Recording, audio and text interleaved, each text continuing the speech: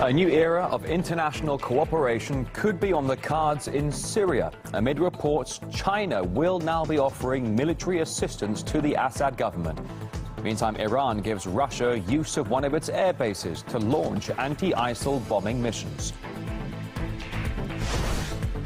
A German refugee housing firm finds itself in hot water over leaked emails in which staff jokingly suggested providing guillotines and crematoriums for asylum seekers.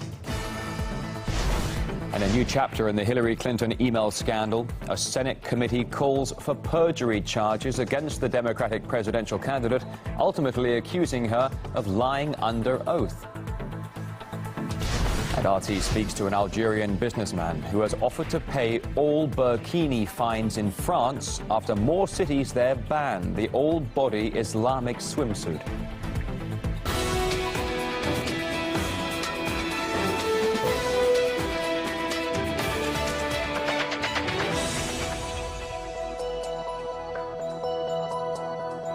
So midday in Moscow and a busy day for news here on RT International. From all of us here, a very warm welcome to you. Hopes are increasing for greater international cooperation over Syria. This follows Iran giving Russia access to one of its air bases to conduct anti-ISIL strikes, and China is now offering military help to the Syrian government. RT's Guyane Chichikan got a reaction from the U.S. State Department. Iran and Russia say they have a strategic cooperation in Syria. For the first time, Russian jets flew out of an Iranian airbase to target ISIL and al-Nusra in Syria. U.S. State Department's Mark Toner called it unfortunate. It's unfortunate, but not surprising or unexpected. Russia continuing to carry out airstrikes, and now it appears with Iran's direct assistance. He said it was unfortunate that Russia flew out of the Iranian airbase. Russian authorities said that the strikes had eliminated 5 major terrorist weapons depots and training compounds in the area. Do you have information to refute that? If no, do you think it is unfortunate that they are targeting terrorist depots and weapons depots and training facilities? Sure. Fair question. I'd refer you always to the Department of Defense, who does this kind of analysis. What we continually find is, indeed, there are among the airstrikes what we would consider legitimate strikes against Nusra, against Daesh, ISIL. But we also continue to see strikes that target moderate Syrian opposition forces. The U.S. may think Russia's cooperation with Iran in Syria is unfortunate, but we're now learning that China is seeking closer military ties with Syria. A senior Chinese military official just visited Damascus, where he met with the Syrian defense minister, sought to strengthen military ties, and according to Chinese news agency Xinhua, pledged assistance in training Syrian forces. What are your thoughts about China's support for the Syrian government? I can't speak to what their intentions may or may not be in terms of working cooperatively with us. I had a question about the Indian minister visiting Syria, and the minister is meeting the president and is also supporting, and now you have the reports of China supporting, now Russia, now Iran.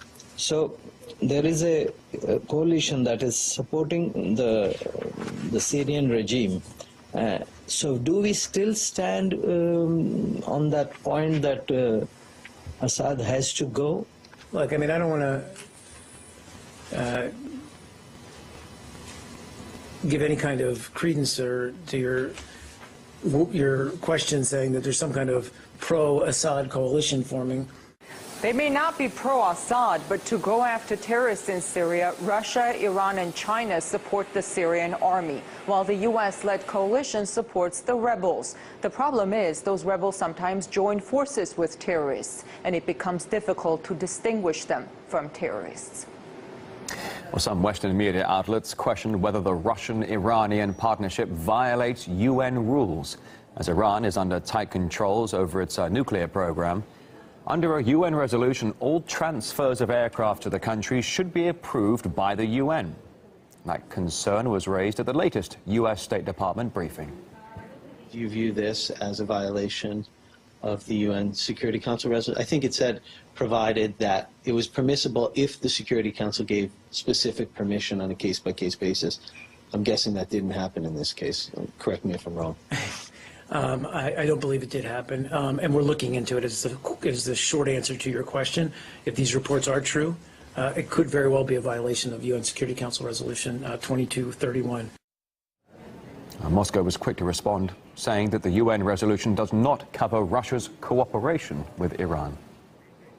The resolution says that UN approval is needed if the supply of weapons is carried out, quote, for Iranian use or in favor of its interests. But what does this have to do with Russia's conducting anti-terror airstrikes using airfields on Iranian territory? It's completely obvious that the resolution is irrelevant in this case. Well, currently the largest international force fighting in Syria is the US-led coalition, which also includes the UK, France, Saudi Arabia and many other countries, all of whom are backing the rebels. But recent developments point to the possible rise of a new coalition in support of the government forces. Russia and Iran are already on board, and it could also now include China. We spoke to Michael Malouf, a former Pentagon official. He thinks new players in the region are tipping the balance of influence. China has always had a presence throughout the Middle East. You see it in Lebanon a great deal, but they're very quiet about it. They're very subtle. They have been providing military assistance and training to the Syrian army. They're going to increase that now. I think that what this represents is something a little more subtle that you're not hearing much about, and that is that China and Russia are permanent members of what's called the Shanghai Cooperation Organization.